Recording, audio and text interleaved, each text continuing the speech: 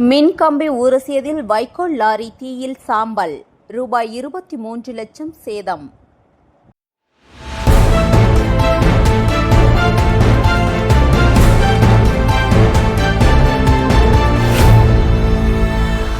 திருப்பூர் மாவட்டம் தாராபுரம் அருகே குண்டடம் பகுதியில் வைக்கோல் ஏற்றி சென்ற ஈச்சர் லாரி மின்கம்பி உரசியதால் திடீரென தீப்பற்றி எரிந்தது.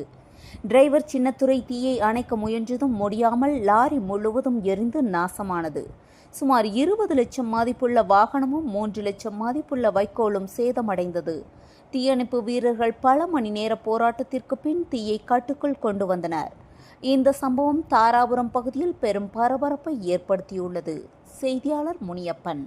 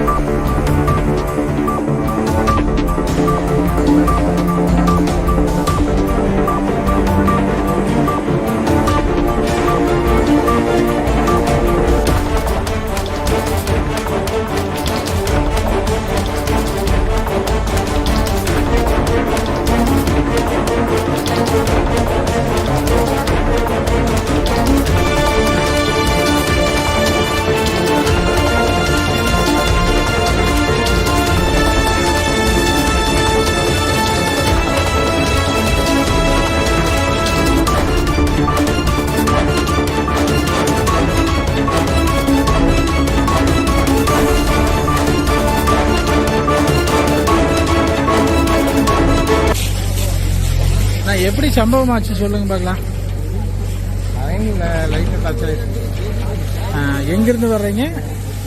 சின்னக்காம்பாளையத்தில் ஏற்றிட்டு இங்கே வந்துட்டு இருக்கிறீங்க. வர்ற வழியில ஈஸ்வர செட்டி பாளையத்தில் லைன்ல லேசா உரசிடுது.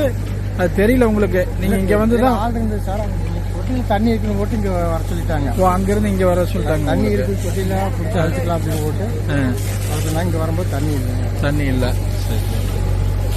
பரவாயில்ல.